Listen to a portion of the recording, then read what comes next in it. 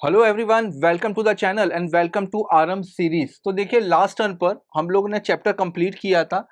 नया चैप्टर या नया टॉपिक आप कह लीजिए, ब्रीच ऑफ कॉन्ट्रैक्ट। तो लास्ट टर्न पे हम लोगों ने डिस्चार्ज के बारे में पढ़ा था, तो वहां पर ये वाला टॉपिक बचा था। तो इसको एक साथ ही यहीं पर ही हम लोग कवर अप करेंगे कि आप इसको ये कह लो कि कॉन्ट्रैक्ट कितने तरह से डिस्चार्ज होता है, या ब्रीच ऑफ कॉन्ट्रैक्ट कह लो कि ब्रीच ऑफ कॉन्ट्रैक्ट क्या होता है। दोनों चीजें आज हम लोग इसी चैप्टर के साथ में कंप्लीट करेंगे। तो चलिए स्टार्ट करते हैं बगैर टाइम वेस्ट किए हुए।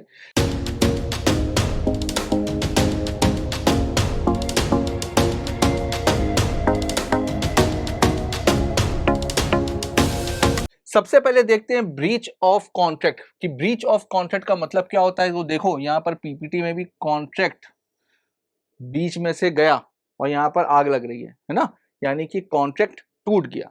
कॉन्ट्रैक्ट टूट गया, कॉन्ट्रैक्ट टूट गया का मतलब क्या हुआ? जो हमने प्रॉमिस किया था वो प्रॉमिस टूट गया।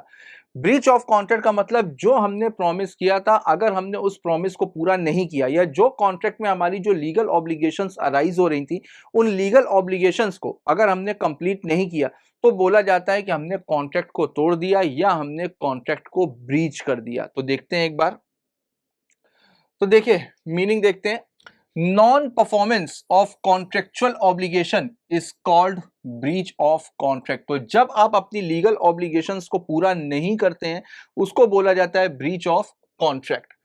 It occurs if any party refuses और fails to perform his part of the contract, or by his act makes it impossible to perform his obligation under the contract। तो जब कोई भी पार्टी अपनी ऑब्लिगेशन को पूरा नहीं करता है, या पूरा नहीं कर पाता है, या कुछ ऐसा कंडक्ट करता है जिसकी वजह से अब उसका परफॉर्म कर पाना इम्पॉसिबल हो गया है, तो ऐसी सिचुएशन में बोला जाता है कि उसने कॉन्ट्रैक्ट को ब्रीच कर दिया। अब देखो, ब्रीच दो तरीके के होते हैं। ब्रीच दो तरह से हो सकता है। एक होता है एक्चुअल ब्रीच और एक होता है एंटीसिपेटरी ब्रीच ऑफ कॉन्ट्रैक्ट। तो पहले इसको हम लोग समझ लेते हैं कि एक्चुअल ब्रीच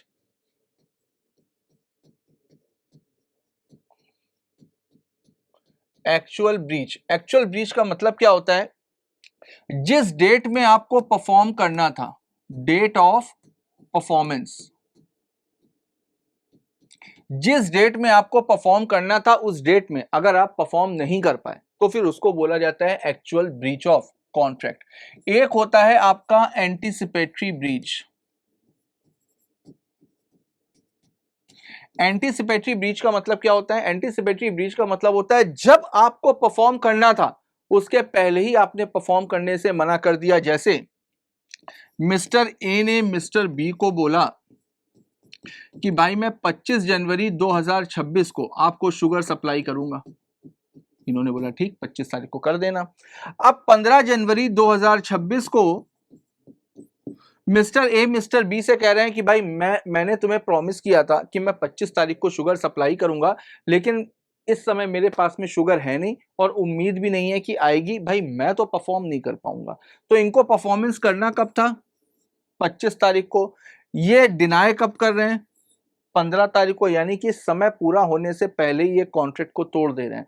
तो इसको क्या बोला जाएगा? इसको बोला जाएगा एंटीसिपेटरी ब्रीच। हाँ, अगर ये 25 तारीख को ही तोड़ते हैं तो इसको क्या बोलते हैं? Actual breach. मेरी बात सबको समझ में आई? तो देखिए, दो तरीके से होता है, एक्चुअल और एंटीसिपेटरी। दोनों के इफेक्ट अलग अलग होते हैं। एक बार देखते हैं इसमें। देखो, एंटीसिपेटरी का मतलब when the party declare his intention of not performing the contract before the due date of performance.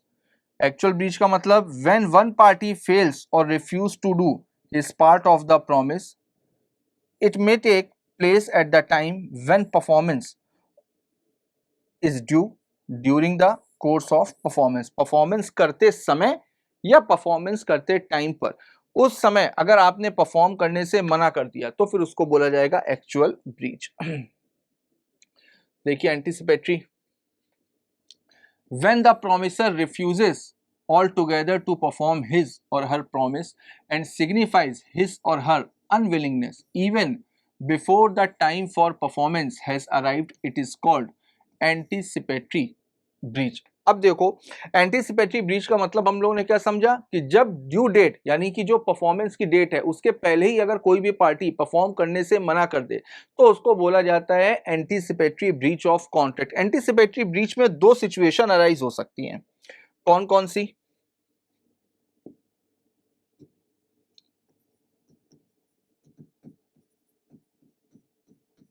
Anticipatory breach में दो सिचुएशन अराइज हो सकती हैं। पहली कंडीशन कि जब पार्टी ने परफॉर्म करने से डिनाई किया, यानी कि जिस डेट में परफॉर्म करना था उससे पहले, जैसे 25 को परफॉर्म करना था, परफॉर्मेंस की जो डेट थी वो क्या थी? 25th। उसने डिनाई कब किया? 15th में। अब यहां पर प्रोमिसी के पास में दो ऑप्शन है।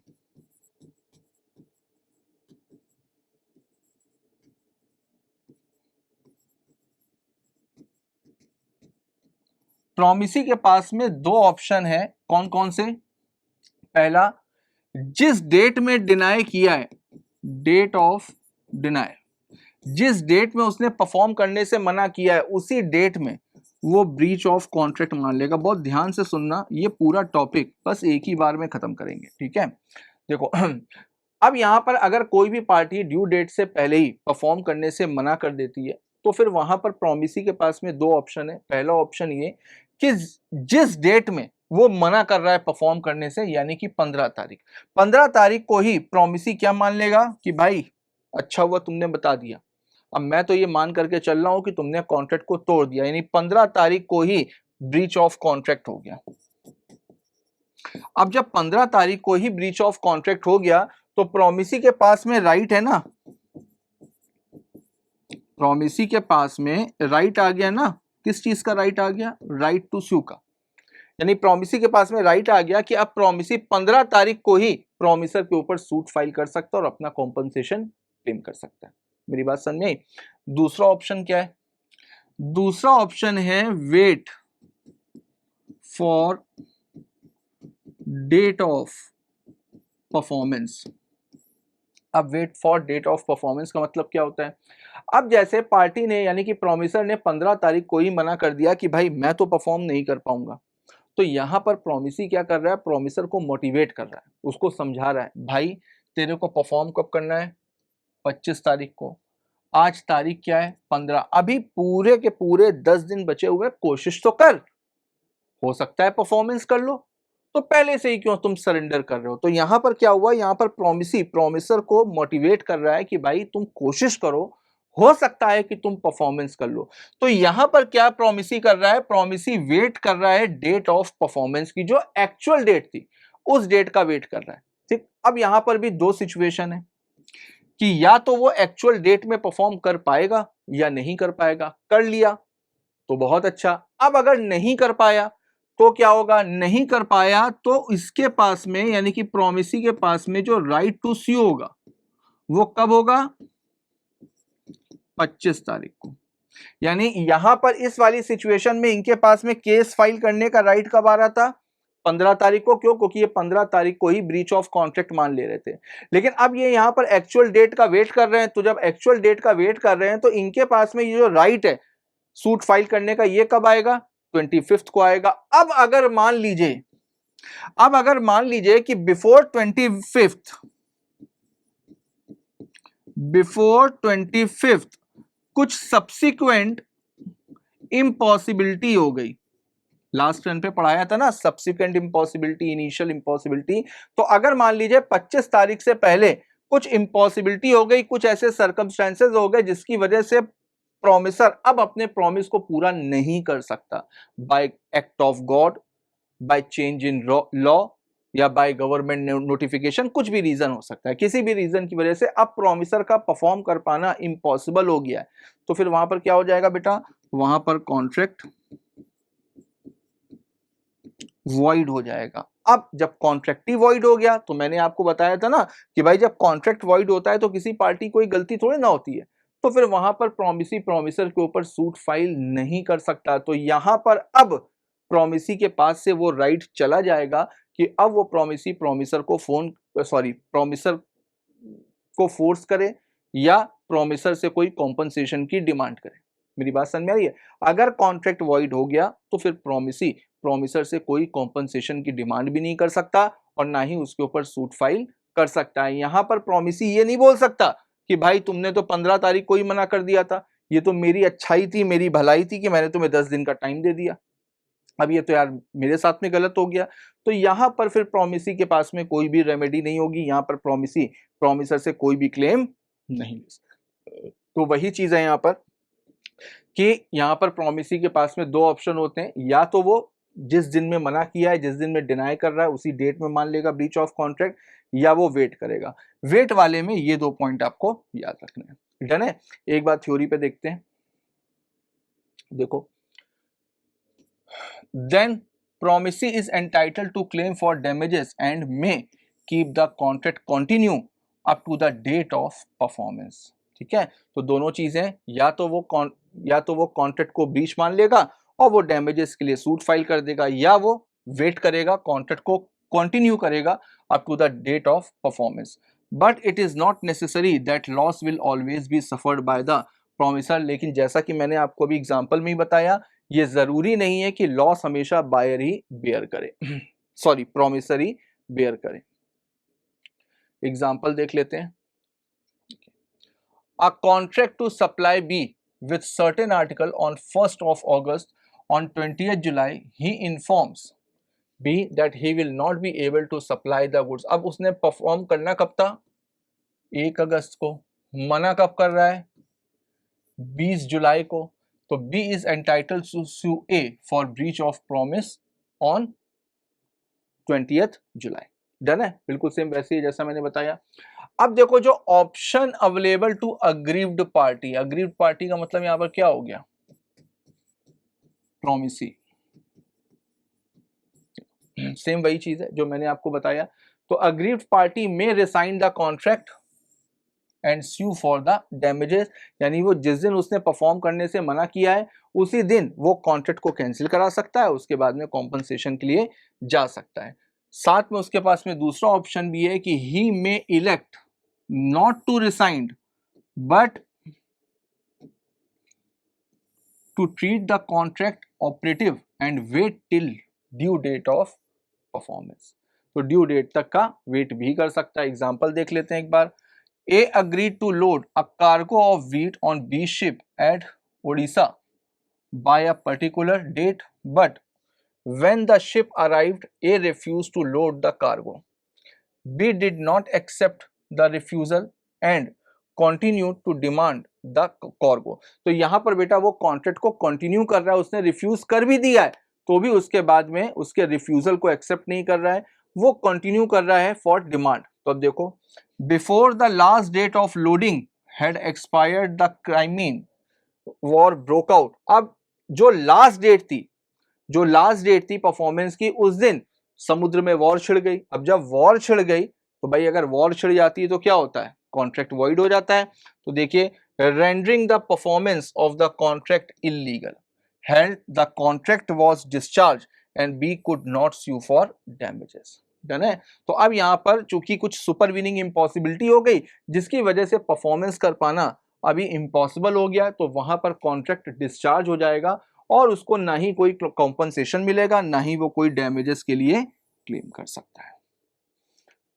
आगे देखते हैं एक्चुअल ब्रीच ऑफ कॉन्ट्रैक्ट। देखिए, when a refusal to perform the promise is made on the scheduled date, if any of the parties does that, he is said to have committed an actual breach। तो जिस date में perform करना था अगर उसी date में perform करने से मना कर देता है तो उसको बोला जाता है एक्चुअल ब्रीच। अब देखो, इन सारे केसेस में एक्चुअल ब्रीच कंसीडर किया जाएगा। Actual breach of contract at the time when performance is due, if a person does not perform his part of the contract at the stipulated time, he will be liable for its breach। तो जो भी stipulated time है, अगर उस stipulated time period के अंदर अगर आप परफॉर्मेंस नहीं करते हैं तो उसको ब्रीच माना जाएगा। एग्जांपल देख लेते हैं। A seller offers to execute a deed of sale only on payment by the buyer of a sum higher than is payable under the contract for sale, the vendor shall be liable for the breach। अब यहाँ पर seller ने offer किया to execute a deed for sale only on payment by the buyer of a sum higher then is payable. तो जितना बाकी है उससे ज्यादा का पैसा दोगे तो सेलर कह रहा है कि भाई जितना पैसा बाकी उससे ज्यादा पैसा दो तभी मैं साइन करूंगा। तो यहाँ पर ऑब्वियसली कि उसकी इंटेंशन अच्छी नहीं है, तो फिर ये मान लिया जाएगा कि जो वेंडर है वो कॉन्ट्रैक्ट को ब्रीच कर रहा है, वो कॉन्ट्रैक्ट को ब्रीच कर रहा है। आगे देखते हैं breach during the performance of the contract, यानी जब आप परफॉर्मेंस कर रहे हो, परफॉर्मेंस करते समय आपने पूरी परफॉर्मेंस नहीं करी तो फिर उसको भी ब्रीच माना जाएगा। देखिए actual breach of contract also occurs when during the performance of the contract one party fails or refuses to perform his obligation under the contract। तो परफॉर्म करने वाले समय पर अगर आप मना कर रहे हो या परफॉर्मेंस करते समय अगर आप मना कर रहे हो, दोनों को ही एक्चुअल ब्रीच माना जाएगा। एग्जाम्पल इसका भी देख लेते हैं। A contracted with a railway company to supply it certain quantity of railway chairs at a certain price. Okay, the delivery was to be made in installment, delivery installment में होनी थी। After a few installment had been supplied, अब कुछ installment जा चुकी है लेकिन पूरी नहीं गई है, लेकिन railway company asked A to deliver no more। अब रेलवे कंपनी ने क्या किया, रेलवे कंपनी ने ए से बोला भाई और भेजने की जरूरत नहीं है, तो यहाँ पर ए के पास में राइट है कि वो ए रेलवे के ऊपर ब्रीच ऑफ कॉन्ट्रैक्ट का सूट फाइल कर सकता है। तो परफॉर्मेंस करते समय अगर कोई भी पार्टी मना करती है तो फिर ड्यूरिंग द परफॉर्मेंस भी उसको एक्चुअल ब्रीच माना जाएगा।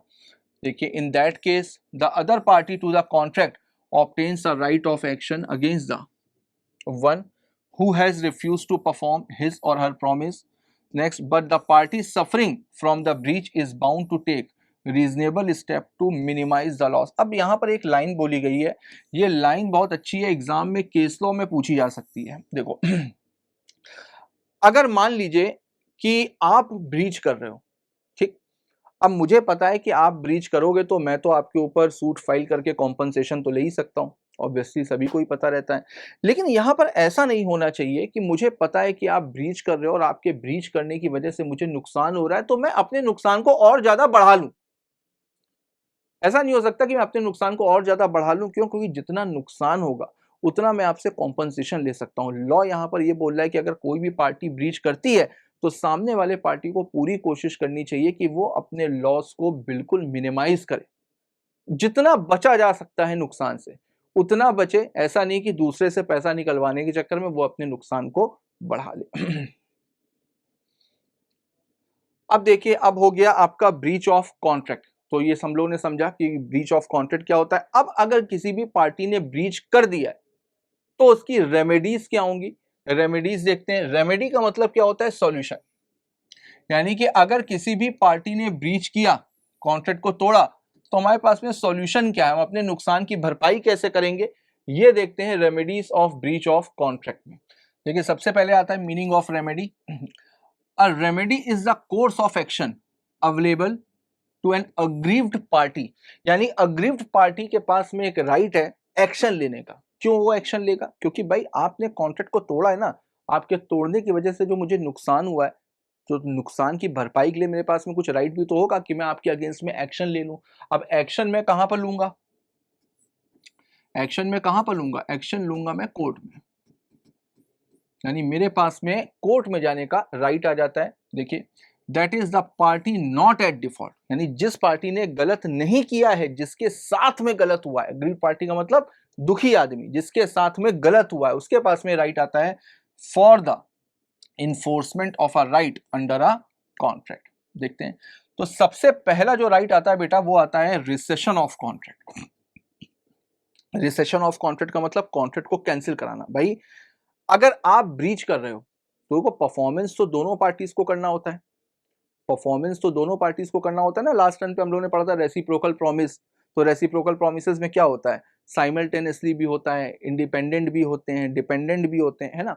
तो यहां पर अगर मान लीजिए कि एक पार्टी ने परफॉर्मेंस नहीं करी तो हम वहां पर क्या करेंगे, वहां पे सबसे पहले कॉन्ट्रैक्ट को कैंसिल कराएंगे। क्यों कैंसिल कराएंगे, भाई आपने परफॉर्मेंस नहीं करी तो अब मैं भी परफॉर्मेंस नहीं करूंगा, तो मैं कॉन्ट्रैक्ट को पहले कैंसिल करवाऊंगा, कैंसिल कराने के बाद में मैं फिर कॉम्पनसेशन के लिए जाऊंगा। तो देखो when a contract is broken by one party the other party may treat the contract as rescinded, तो वहां पर एक पार्टी मान सकती है कि भाई हम कॉन्ट्रैक्ट को कैंसिल मान रहे हैं।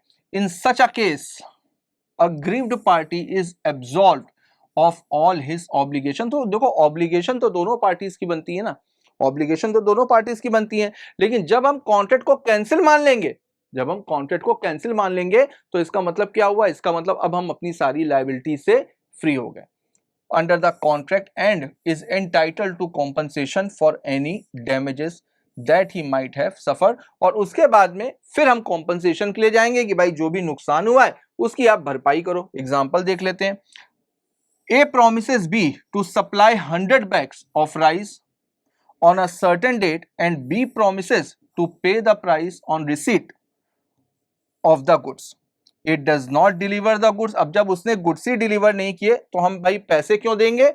Goods on the appointed date B need not to pay the price. तो जब आपने गुड्स सप्लाई नहीं किए तो हम आपको पैसे किस बात के देंगे? अब देखिए, जिस पार्टी के पास में राइट है, जिस पार्टी के पास में राइट है कॉन्ट्रैक्ट को कैंसिल कराने का, उसी पार्टी के पास में राइट होगा कॉम्पनसेशन भी लेने का। तो देखिए सेक्शन 75 क्या बोलता है? A person who rightfully resigns the contract is entitled to compensation for any damage. Damage का मतलब लॉस, डैमेज का मतलब लॉस और डैमेजेस का मतलब compensation, which he has sustain through the non fulfilment of the contract. तो भाई आपके नॉन फुलफिलमेंट की वजह से, आपने कॉन्ट्रैक्ट को नॉन फुलफिल किया यानी कि अपने प्रॉमिस को पूरा नहीं किया, उसकी वजह से जो हमको नुकसान हो रहा है उस नुकसान की भरपाई करने के लिए हम जा सकते हैं। एग्जांपल देख लेते हैं। A singer contract with be the manager of a theatre. तो ए एक सिंगर थी, उसने बी जो कि एक मैनेजर था थिएटर का, उसके साथ में कॉन्ट्रैक्ट किया to sing at his theatre, उसके थिएटर में परफॉर्म करने का, for 2 nights in every week during the next 2 month. तो अगले 2 महीने तक हफ्ते में 2 रात वो उसके थिएटर में परफॉर्म करेगी। एंड बी एंगेजेस टू पे हर ₹100 फॉर ईच नाइट परफॉर्मेंस, और हर रात की परफॉर्मेंस का वो उसको ₹100 पे करेगा। अब on the 6th night A wilfully absents herself from the theatre. आप एक जो है वो जानबूझ करके थिएटर नहीं आई, तो उस सिचुएशन में बी क्या कर सकता है बेटा? बी कॉन्ट्रैक्ट को कैंसिल करा सकता है, और उसके बाद में B is entitled to claim compensation for the damage which he has sustain through the non fulfilment of the contract. तो यहां पर सिंगर ने जो नॉन परफॉर्मेंस किया, उस नॉन परफॉर्मेंस की वजह से मैनेजर को जो भी थिएटर में लॉस हुआ है उस लॉस के लिए वो जा सकता है। तो पहले उसने कॉन्ट्रैक्ट को कैंसिल कराया, फिर उसके बाद नुकसान की भरपाई करा सकता है। तो देखिए आज हम लोगों ने ब्रीच ऑफ कॉन्ट्रैक्ट समझा, उसके बाद में एक रेमेडी पढ़ी, नेक्स्ट क्वांटम मेरिट, डैमेजेस, और भी बहुत सारी रेमेडीज हैं। तो आज के लिए हम लोग इतना ही रखते हैं, इसको अच्छे से एक बार रिवाइज कर लीजिएगा, और मॉड्यूल के इस वाले चैप्टर के जितने भी डिस्क्रिप्टिव क्वेश्चन है उसको भी एक बार जरूर से देखिएगा। तो चलिए मिलते हैं नेक्स्ट क्लास में, नेक्स्ट क्लास में इस चैप्टर को हम लोग कंप्लीट करेंगे। चलिए तब तक के लिए all the best, goodbye and thank you.